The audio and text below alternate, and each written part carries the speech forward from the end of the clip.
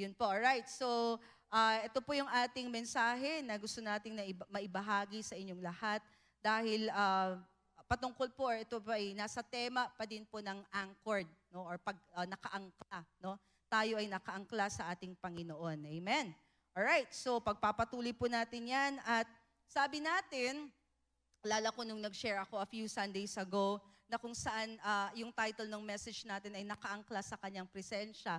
At kung maalala nyo, na-mention po natin doon na alam nyo po ba na ang pagkaangkla pala ay hindi lamang ito kinakailangan pagka merong bagyo. Kailangan din pala na tayo ay nakaangkla kahit na po sa mga panahon na, in the times of calm, no? Kahit walang bagyo. So, in other words, bakit po kailangan? Because there's a tendency na kung lahat ay payapa, okay, just think of a ship, no, at doon sa tubig, na there's a possibility na mag-drift po, no, yung vessel. Ganon din po sa buhay natin, na kung minsan, kung ang mga bagay-bagay sa ating, surroundings or sa ating buhay ay okay lang, minsan kung hindi tayo nakafocus at hindi natin pinapaalala sa sarili natin kung kanino tayo nakaangkla, there is a possibility na mag-drift po tayo. Pero kung kaya dito sa ating church ay pinag-aaralan natin ang mga bagay na ito. Pero kung titingnan po natin, every time we talk about an anchor, sa totoo lang po, ang anchor po talaga ay mas nakikita po natin yung kanyang disenyo o di kayo yung gamit niya, mas napoprove natin kung gaano ka-epekto or ka-effective ang isang anchor sa isang panahon na kung saan meron po talagang storms. No? Sa English, sabi nga, the strength of your anchor is determined in the presence of a storm. Okay? So, yun po yung ating topic po ngayong hapon na ito, no? Pagkaangkla or nakaangkla sa gitna ng bagyo. Kung minsan, hindi nakakatuwa na pinag-uusapan, storm, pwede ba na peace na lang o di kaya, di ba? Yung parang, pwede ba na yung medyo naman, pero pagka-storm kasi, nakakalungkot, o di kaya medyo nakaka-challenge. But then again, alam niyo, sa buhay po natin, nababasa din po natin sa Biblia, at naririnig-rinig po ninyo yung mensahe dito. At hindi po ito para magbigay ng takot sa atin, but yung realidad na sa ating buhay, we really face storms, right? We do face storms, but what's good about that is, even in the midst of the storm, even si Jesus mismo, prinamis po niya, but take heart, I have overcome the world. Amen. Praise God. Sige, basahin natin po itong isang account na makikita natin sa Acts chapter 27. At sisimulan ko po sa verse 27 na kung saan makikita natin po si Apostol Pablo na nakasakay siya sa isang ship, papunta po siya sa Rome. At this point po, si Pablo po ay isang prisoner, no? At dadalhin po siya sa Rome, may kasama po rin siyang ibang mga prisoners at meron din po siyang mga kapatiran na nakasama doon. At ang nagkukwento po dito ay si Apostle Luke, no? Si Luke po yung nagkukwento dito. Okay, so sabi niya, pagkalipas ng 2 linggo sa gitna ng dagat, napadpad kami sa dagat Mediteraneo. Nang maghahating gabi na, napuna ng mga marinero na nalalapit na kami sa pampang. Sinukat nila ang tubig at nakitang may 40 metro ang lalim nito. At pagsulong pa nila ng bahagya ay muli nilang sinukat. At nakitang may 30 metro na lamang. Sa takot na sumadsad kami sa batuhan, inihulog nila ang 4 na angkla sa hulihan ng barko at ipinanalangin mag-umaga na sana. Okay, so na-imagine niyo ba yun? Na nandoon sila sa kalagitnaan ng journey, papunta sila sa nasa Mediterranean Sea na iyon, at maghahating gabi. Well, whenever you think of hating gabi, naisip mo na yun ang pinakamadilim na punto, no? Yung pinakamadilim na time ng gabi. At syempre dahil hindi lang po ito yung day 1, ilang araw na po, ilang linggo na po sila na naglalayag at hindi po sila maka-move forward kasi nga po, matindi po yung bagyo na kanyang dinanas o kanilang na-meet doon sa journey na yon. So makikita natin dito na, at doon sa verse 29, gusto ko lang po na makita natin yung punto na kung saan sabi niya, sa takot na sumadsad daw sila sa batuhan, yun pong nasa ship po, those who are in charge, yung mga sailors, inihulog nila ang ilang angkla, 4 na angkla sa hulihan ng barko. So alam niyo, nung una pong binasa ko to, sabi ko, 4 na angkla? Meron palang ganun? Akala ko kasi sa isang barko, isa lang yung angkla. Ito pala, makikita natin na 4 na angkla. At akala ko din, malamang ganun yun nung panahon nila. Siyempre, nung unang panahon, di ba? So nagbasa-basa ako at nakita ko po na even pala right now, meron palang tinatawag na multiple anchors. Pero, at least merong dalawa. Kasi meron nga sa harapan at meron din sa likuran. Ngayon, ayoko pong maging masyadong technical dito po sa pag-uusapan natin. Pero nak-attract po yung attention ko dun sa 4 na angkla. Kasi makikita po natin dito na in their desperate moment, yung mga sailors po ay talagang eto na. Kumbaga, last na ito. This is our desperate move. Hinahagis nila yung 4 na angkla sa hulihan ng barko at ang ginawa nila ay nanalangin nila na sana mag-umaga na kasi hindi na nila alam ang gagawin nila. Gets nyo? Diba? Yung parang wala na kaming ibang pag-asa. So, hinagis nila yung 4 na angkla at ang panalangin nila, sana mag-umaga na. Yung bang tipong, sana matapos na ito. Sana matapos na itong unos. Diba? Yun yung kanilang prayer. So, kung babasahin nyo po, which I encourage nyo, ituloy po ninyo yung kwento. Alala ko tuloy si Pastor Millet. Assignment nyo to, ha? Okay, students? Assignment nyo, basahin po ninyo. Pagpatuloy po ninyong basahin itong chapter na ito, makikita po ninyo na kinaumagahan, na-survive naman po nila yung hating gabing yon, yung pighati na yon. Yun nga lang kinabukasan ay hindi pa rin natapos ang bagyo. Kung kaya't nawasak po yung pong kanilang vessel, yun pong barko, nasira yung barko. Pero lahat naman po sila na nasa barkong yun ay nakasurvive naman. Okay? Kasi, which is a good thing kasi alam naman natin na mas mahalaga ang buhay. Di ba? Mas mahalaga ang buhay. So, anyways, sa kwentong yan, para akong na-inspire dun sa 4 na angkla. So, meron po tayong gagawin ngayon na kung saan pag-aaralan natin. Kasi nakita ko dito sa ginawa ng mga sailors are experts in their field, right? Alam nila ang ginagawa nila. Pero dun makikita na kung andyan talaga yung matinding bagyo na haharapin mo, kahit pala yung mga experts sa field na yon ay may hangganan din yung kanilang expertise. Hindi pa din nila nakayanan. Ginamit nila ang 4 na angkla, pero you know what? It was just limited. Pero meron pong isang nakasakay sa barkong ito na kung saan makikita natin na yung mga angkla na gamit niya ay hindi nakikita ng mata, pero nakikita natin yung epekto sa buhay niya. Ito po si Apostol Pablo. So naniniwala po ako na merong mga angkla. Bakit mga? Kasi, ipapattern natin dito sa 4 anchors, ha? 4 na angkla, naniniwala ako na ito po yung ginamit ni Apostol Pablo na kung saan hindi lang po niya na-survive yung storm, bagkus meron pa po siyang na-accomplish as a result of that. Alright? So una po, ano sa tingin po natin, no? Kung ano yung mga angkla na ginamit or makikita natin sa buhay ni Apostol Pablo, base po dito sa kanyang journey, no? Na in the midst of the storm, he was able to make it. Okay, number 1 po ay ang angkla ng presensya ng Panginoon. Sabi niyo po, presence. Presensya. Pastor, napag-aralan natin yan noon. Tama po. Kasi doon mo makikita na napaka-importante na tayo ay nakaangkla sa presensya ng Panginoon. Kagaya din ni Moses, si Apostol Pablo, alam niya ang kahalagahan ng presensya ng Diyos sa buhay niya. Amen? Tingnan natin sa verse 20 to 24. Sabi niya dito, matagal naming di nakita ang araw at ang mga bituin at hindi rin humuhupa ang napakalakas na bagyo kaya't nawalan na kami ng pag-asang makaligtas pa. Dahil matagal nang hindi kumakain ang mga nasa barko, tumayo si Pablo at nagsalita. Mga kasama, kung nakinig lamang kayo sa akin at di tayo umalis sa Kreta, hindi sana natin inabot ang ganito. Ito ngayon ang payo ko, lakasan ninyo ang inyong loob, sapagkat walang mamamatay isa man sa inyo. Kaya nga lamang mawawasak ang barko. Nagpakita sa akin kagabi ang isang anghel ng Diyos, ang Diyos na sinasamba ko at pinaglilingkuran.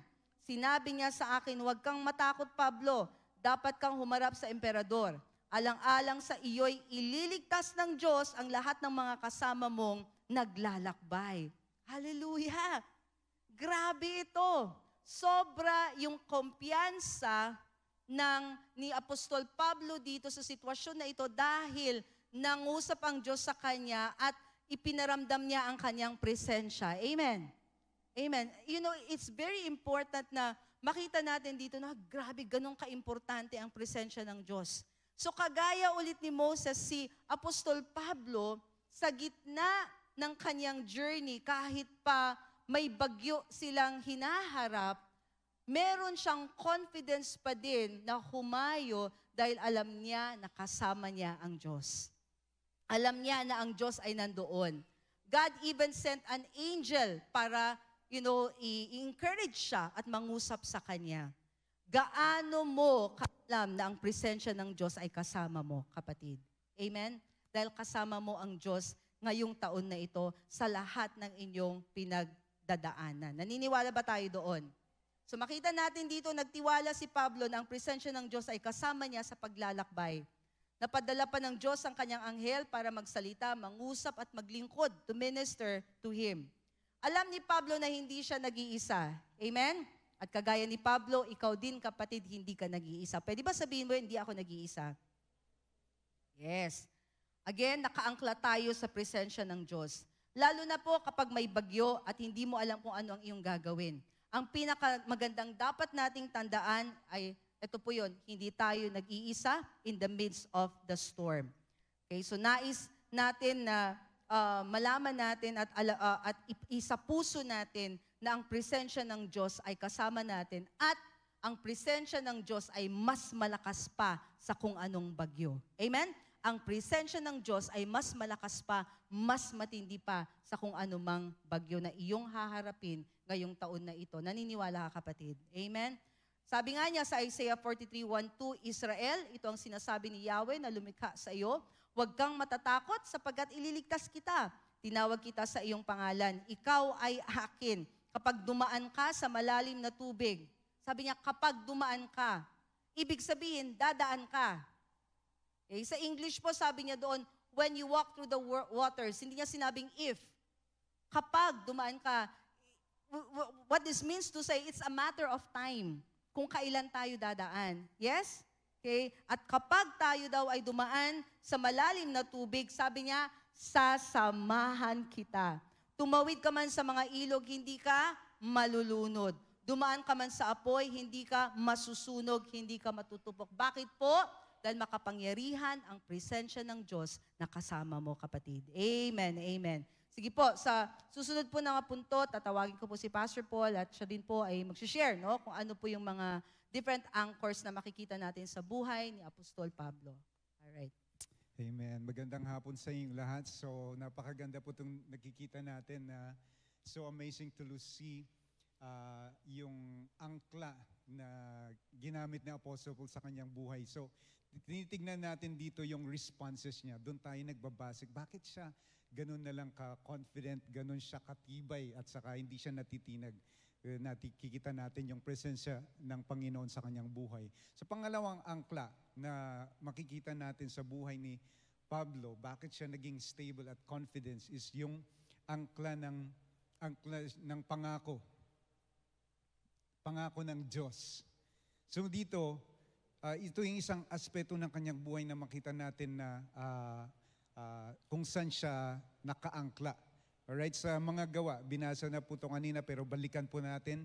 Mga gawa sa 27, verse 23-25, sabi niya, nagpakita sa akin kagabi ang isang anghel ng Diyos, ang Diyos na sinasamba ko at pinaglilingkuran. Sinabi niya sa akin, huwag kang matakot, Pablo. Dapat kang humarap sa emperador, alang-alang sa iyo'y ililigtas ng Diyos ang lahat ng kasama mong naglalakbay, kaya tibayan ninyo ang iyong loob, mga kasama. Kasi apostle po na to. Nananalig ako sa Diyos na mangyayari ang lahat ayon sa sinabi niya sa akin. Napakaganda nitong part na to na nakikita natin yung kung saan nanggagaling yung kumpiyansa, saan nanggagaling yung lakas ni Apostle Paul. Sabi niya dito, nananalig ako sa Diyos na mangyayari ang lahat ayon sa sinabi niya sa akin. May word, may take away ako dun sa communion kanina, yung personal na ugnayan. Yan, Pastor? Yung Yahweh, personal na ugnayan. If there's one thing I'm gonna remember today is yung word na yan. Yung personal na relationship sa Panginoon, yung word na Yahweh. And dito natin makita na may personal na ugnayan si Apostle Paul. He has a personal relationship. In that way, he knows his God. Kilala niya ang Diyos na pinanghawakan niya yung sinabi ng Diyos sa kanya. Di ba? Napakaganda na hindi lang natin kilala ng Diyos ayon sa pagkakilala ng ating tatay o nanay, pagkakilala ng ibang tao, pero personal natin siyang kilala at meron tayong personal na ugnayan.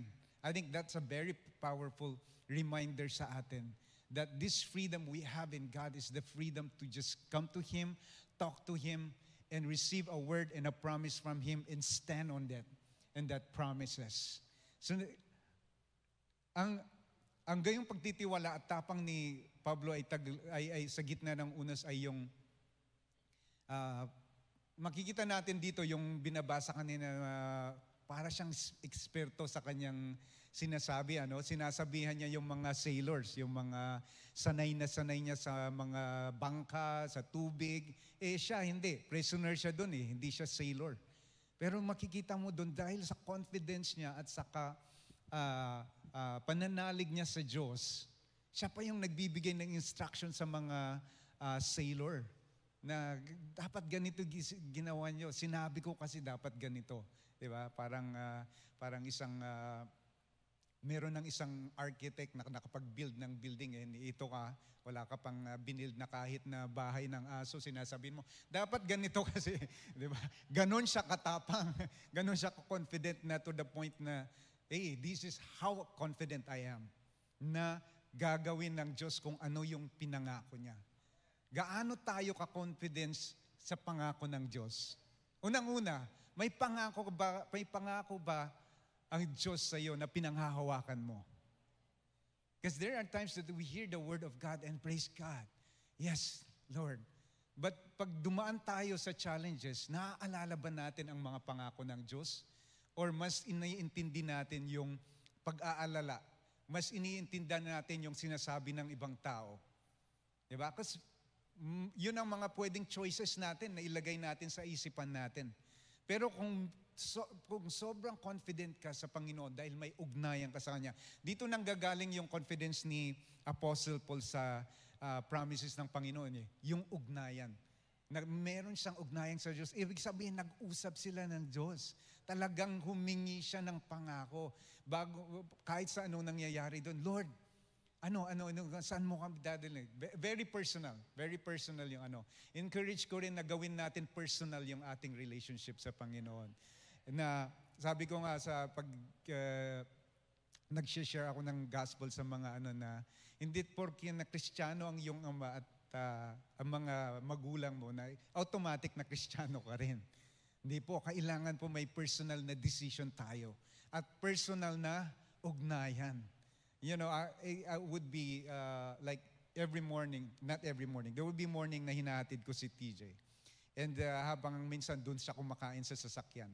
And I would, talagang sinasadya ko na pag nagpe-pray ako, linalakasan ko lang, na naririnig niya. And sometimes, siyempre, minsan magulang minsan nagpagusto natin paringgan yung ating anak sa kanilang ginagawa nating prayer. Lord, thank you that my son is is the head and not the tail. Alam mo, pag hindi mo masabi na diretso dahil pag sinabi mo kasi yun, parang nakaka-relate si Pastor Edwin. Di ba? Minsan kasi ang dating niya parang sermon. So sometimes sa mga gulang, minsan strategy natin parang wala nang bago, parang pinaparinggan mo sa pamamagitang panalangin. But anyway, my kids has to have a personal choice in order for them to experience yung promises ng Panginoon is that for them, sila rin ay magkaroon ng personal na ugnayan. Akin naman, sinasadya ko rin na hindi, itatago ko sana yung prayer ko, but I just want him to hear na very personal din yung pag-uusap ko sa Diyos, di ba? Siyempre, tsempuhan mo rin para minsan, kung hindi mo makuha sa sit-down talk na hindi ka gawin mo yung ibang paraan. Di ba? Binibigyan tayo ng wisdom ng Panginoon. Yeah. Yung pastoral prayer, yes. So, yun yung tanong. May pinanghahawa ka bang salita ng Diyos? Dahil napakaganda. Make it personal. If you read the scripture, in-encourage namin, pag merong scripture sa Bible na nagustuhan mo, make it personal. Kung may pangalan doon, ang nakalagay doon si Cyrus, lagay mo yung pangalan mo doon, di ba? Si Cyrus kasi nasa Bible yun. But, let me read this to you. In Joshua 21:45, sabi niya dito, not one word of all the good promises that the Lord had made to the house of Israel had failed. All came to pass. Salita ng Diyos yan. Hindi pwedeng mababaliwala. Dahil tuto pa rin at tutang pa rin niya yan. Now, 1 Corinthians 1:9, sabi niya, God is faithful. Sabi natin, God is faithful. He is reliable, trustworthy, and ever true to His promise. He can be depended on. And through Him, you were called into fellowship with His Son, Jesus Christ our Lord. Yung nagbigay ng pangako sa iyo ay tapat. He is faithful. Philippians 1:6, sabi niya dito, natitiyak kong ang mabuting gawang pinagsimula sa inyo ng Diyos ay Kanyang lulubusin hanggang sa araw ng pagbabalik ni Jesus Kristo. Amen. Kaya, alam ko yung kinakanta ni Apostle Pablo dito is yung pagkat sinabi mo.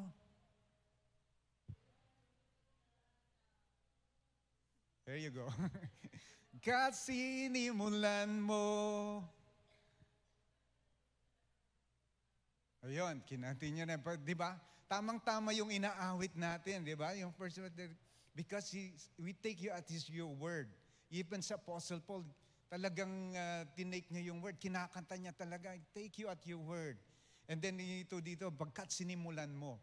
That's why even Philippians, kaya yung Philippians na to, itong epistle ng Filipo ay sinulat ni Apostle Paul pagkatapos nitong journey kung saan sila nabagyo, kung saan sila na shipwreck. And then he wrote this. That's why it's so real to him. Kaya dinocument niya na, hey, once again, God is proven Himself faithful. Tapat ang Panginoon sa Kanyang mga pangako because that's who He is. He is faithful. Pangatlong angkla na makita natin na sa buhay ni Apostle Paul, lalo na sa sitwasyong ito, is yung angkla ng purpose or pagkatawag. Kadahilanan. Pero pagkatawag, gamitin yung pagkatawag.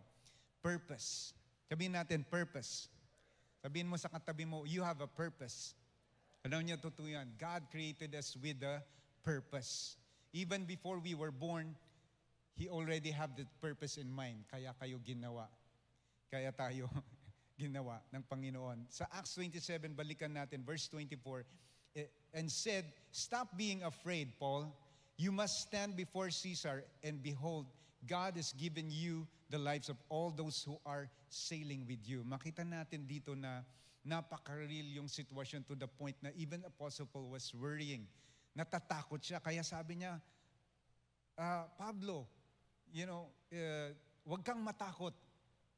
Dahil sa bagyo, unang mag-ano sa atin ay takot, tama? Fear will cripple you. Ang takot, ito yung naghihinder sa atin para mag-umusad. Ito yung naghihinder sa atin para magpatuloy. It will cripple you. It will hinder your gifts. It will hinder your dreams. It will hinder pag inanalaw mo. Kaya dito talagang sinabihan ng anghel na, Pablo, wag kang matakot. Okay lang matakot ka ng 5 minutes. Ang ibig kong sabihin, wag mong hayaan na yung takot ay manatili sa iyong buhay. Don't dwell in fear. Kaya pagkatapos nun, ito yung napakaganda dito. Nung sinabi niya, huwag kang matakot, agad-agad rinimind ng anghel ang kanyang pagkatawag. Rinimind niya ang kanyang purpose. Huwag kang matakot dahil ito, meron kang assignment, meron kang silbi. Hindi nagtatapos dito ang iyong pagkatawag. Itong shipwreck na to ay hindi maghahadlang sa iyong pagkatawag. Hindi ito maghahadlang sa iyong assignment na binigay ko. Kaya huwag nating hayaan ang mga problema, mga challenges, yes, they are real. May takot yan. Kaya sabi ko nga, 5 minutes lang. Pero pag magpatuloy ka, balikan mo yung pangako ng Diyos, balikan mo yung pagkatawag mo.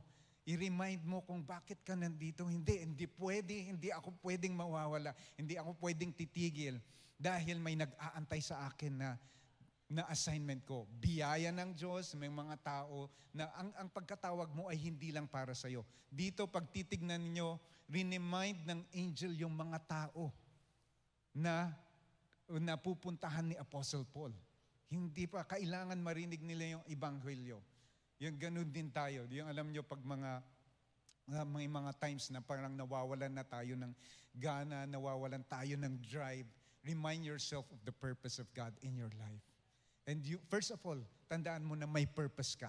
Hindi habang may hininga ka, habang nabubuhay ka, merong kang purpose, merong kang pagkatawag, merong kang assignment. Amen? So, in the chapter 28, itong book of Acts, chapter 28, verse 28, sabi nyo, "Therefore, let it be known to you that the salvation of God has been sent to the Gentiles and they will hear it." Ito ang makagandang respond dito. Nag-respond ka agad si Apostle Paul. Totoo nga, 5 minutes lang yung kanyang pagkatakot. Diba? Dahil nung sinabi ng anghel sa kanya, yung kanyang calling, agad-agad dineclare niya rin. Dineclare niya rin sa 28. Therefore, let it be known to you. Dineclare pa niya sa mga tao para alam nila na hindi kayo mamamatay. Dahil may isang taong nakasakay dito na may assignment na kailangan mangyari. And then they will hear it.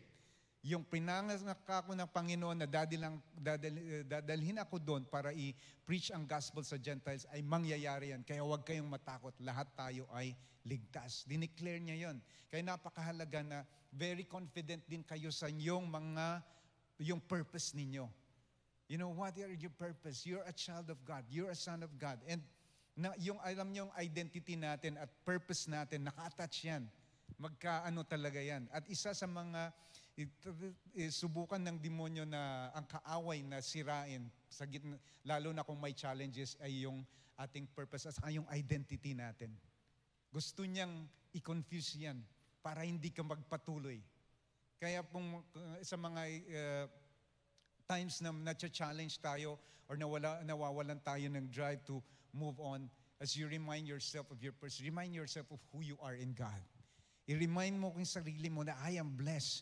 Sa gitna ng kakulangan, sabihin mo, ako ay mayaman, ako ay blessed. Hindi ako magkukulang. You know, and declare that over yourself because that's the truth. The devil will continue to tell you lies by using situations, minsan, i-confuse ka niyan. They'll try to make you doubt. Lalo na pag labas mo ng wallet mo, tapos may bill kang babayaran. Sabi, akala ko ba blessed ka? Diba? Akala ko ba anak ka ng Diyos? But ganyan. Diba? Sabi niya, alam niyo yung gano'n din yung temptation ni Jesus? Na nung in-affirm ng our Heavenly Father, His Father in heaven, na sabi, "You are my Son, my beloved Son, whom I am well pleased." You know, in-affirm na niya. Pagkatapos niya na bautismuhan, lumakad si Jesus at patungo sa kanyang destiny, sa kanyang assignment. Agad-agad tinempt siya ng kaaway. If you are the Son of God, di ba? Question ka agad, try to, and then yun minsan nangyayari. Kaya wag nating ayaan. Sabi ni Jesus, it is written. Okay? Tayuan natin yung pangako ng Diyos. Bumalik tayo kung sino tayo sa Panginoon. I-remind natin.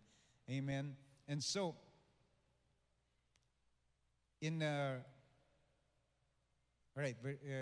moving along. So dito sa yung purpose ng Panginoon, panghawakan natin. In the midst of the storm, hindi inalaw ni Apostle Paul na matinag siya. Hindi niya inalaw na yung shipwreck na yon, yung bagyo na yon ay ang maghihad lang sa kanyang assignment. Ngunit sa gitna ng mga bagay na pinagdaanan niya, hindi niya inalaw na mag-slow down siya, hindi siya inalaw na matigil ang kanyang purpose. At makikita natin doon na sa later part ng scripture na yan na sinabi niya na i-preach niya yung gospel doon sa kanyang pupuntahan and everybody hear yung word na walang hadlang. Bakit? Tinayuan niya ang pangako ng Diyos, tinayuan niya, nakaangkla siya sa kanyang purpose. At yun, nangyari nga. Romans 8:28, sabi niya dito, alam natin na sa lahat ng bagay ay gumagawa ang Diyos para sa ikabubuti ng mga nagmamahal sa Kanya. Silang mga tinawag ayon sa Kanyang layunin. Yun, layunin, yung purpose.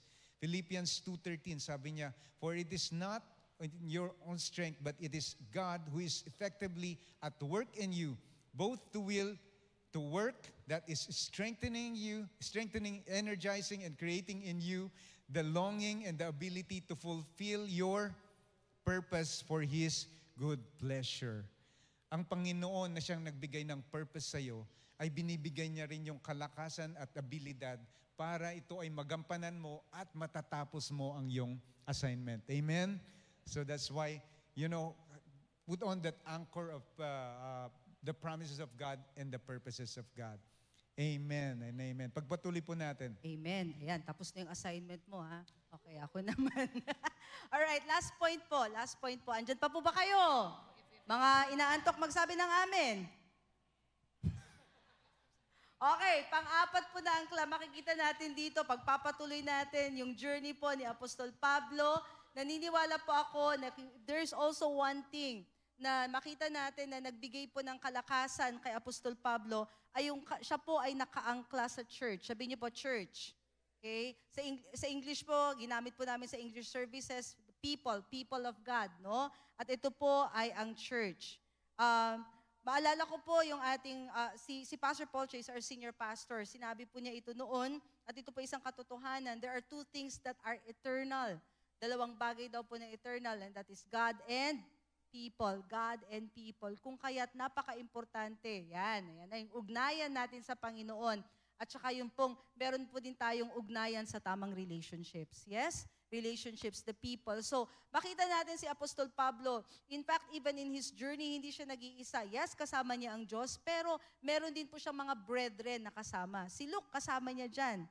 At nung nakarating po sila, doon po sa kanilang paroroonan, andun din po yung mga brethren, sabi niya doon sa Bible, mga kapatiran na nag-aantay po sa kanya.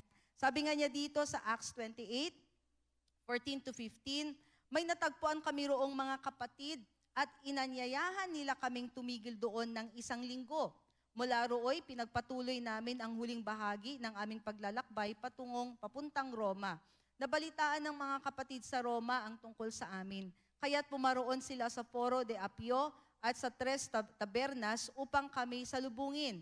Nang makita sila ni Pablo, nagpasalamat siya sa Diyos at lumakas naman ang kanyang loob." Ano nangyari dito? Na-encourage po si Apostol Pablo nung makita niya yung mga kapatiran. Dahil alam niya na in his journey, hindi siya nag-iisa. Kailangan din niya ang kanyang mga kapatiran. Kapatid, dinala tayo ng Panginoon dito sa church na ito. Kayo po ba'y naniniwala doon? And in our journey, in our walk, regardless if it's a time of calm or storm, but lalong-lalo na po, in times of the storm, we need each other. Yes? Huwag po tayong magdi-disconnect. Kagaya nung mga sailors, alam nyo ba na muntik silang mag-escape? Meron po silang plano na sila po sana po ay mag-escape. But for us, kung meron pong challenges po, huwag po tayong umalis doon po sa ship, right? All the more po na mag-connect po tayo. Amen? Okay, all the more po na kung meron po tayong life group, sino pong may mga life group dito? Yan. Okay, at kung wala pa po kayong life group, sige po, join a life group. Okay, kung part po kayo ng mga generational ministries, that is also part of your connection. And so when challenges come, you stay connected. You be anchored to the church. Yes? Alam niyo, wala pong perfect church. Wala rin pong perfect pastor. Meron lang po tayong perfect God. But in the midst of all these imperfections, tayo pong lahat ay lumalago po sa Kanya. And we need this kind of God-ordained relationships. Yes? Praise God. Sabi nga niya sa Romans 12:4-5, "Kung paanong ang katawan ay binubuo ng maraming bahagi at magkakaiba ng gawain ang bawat isa, gayon din naman, kahit na tayo marami, nabubuo tayo sa iisang katawan ni Kristo at tayong lahat ay bahagi ng isa't isa." Bahagi po tayo ng isa't isa. Yes? We are part of the body of Christ. We are the church. Not this building, pero tayo po na kanyang mga anak. Another one po, Hebrews 10:24-25. Ito po, encouragement sa ating lahat. "Kung kaya't sikapin din nating gisingin ang damdamin ng bawat isa sa pagmamahal sa kapwa at sa paggawa ng mabuti. Huwag nating kaligtaan ang pagdalo sa ating mga pagtitipon. Hallelujah! Huwag nating kaligtaan ang pagdalo sa 3 p.m. service. Huwag din nating kaligtaan na mag-invite ng kasama natin na dumalo sa 3 p.m. service. Amen? Okay? At gagaya ng ginagawa ng ilan, sa halip, palakasin natin ang loob ng isa't isa, lalo na ngayong nakikita nating malapit na ang araw ng Panginoon. Napakaganda ng journey ni Apostol Pablo. Tumayo siya at nakita niya, inangkla niya ang kanyang sarili sa presensya ng Panginoon. Sa mga pangako ng Diyos, pinanghawakan niya, right? At alam niya kung ano yung purpose niya. At hindi rin niya kinaligtaan na may mga tao, andun po yung mga brothers and sisters, nandun po yung church, nakikiisa din sa kanya. Ganun din sa'yo, kapatid. Amen? Yan po ay napaka-importante sa ating journey. Tandaan mo, di ka nag-iisa. Okay? Meron kang pangako na galing sa Panginoon. Amen? Meron kang purpose. At nandito kami para sa inyo. Amen. Amen. Sa ating pong pagtatapos, maaari po ba na ipikit natin ang ating mga mata, iyukong ating mga ulo, at gusto ko lang pong magbigay po ng isang imbitasyon. Kung narito ka sa lugar na ito at maaaring wala ka pang personal na ugnayan sa Panginoong Diyos, this is your opportunity. I want to pray for you. Hindi aksidente na nandito ka sa lugar na ito. Merong kadahilanan ang Diyos para sa iyo. So kung nais mong tanggapin si Jesus bilang Diyos sa tagapagligtas, napakasimple lamang buksan mo ang iyong puso at idadaan kita sa isang panalangin. Maari ba na sumunod ka sa panalangin na ito? Lahat po tayo manalangin. Even you who's watching online, you want to receive Jesus as Lord and Savior, you know what? Let's pray. Sabihin mo, Panginoong Diyos, maraming salamat po sa iyong pag-ibig sa akin. Ibinigay mo ang iyong kaisa-isang anak na si Jesus. Namatay siya para sa akin. Ngunit sa 3 araw, siya'y nabuhay muli dahil wala siyang kasalanan. Tinatanggap ko si Jesus bilang Diyos sa tagapagligtas ng aking buhay. Maraming salamat po sa iyong pag-ibig. Maraming salamat sa iyong kaligtasan. Simula sa araw na ito, ako ay nakaangkla sa iyo. Meron akong personal na ugnayan sa iyo. Salamat po, Panginoon. In Jesus' name. Amen. Amen. Amen. Praise God.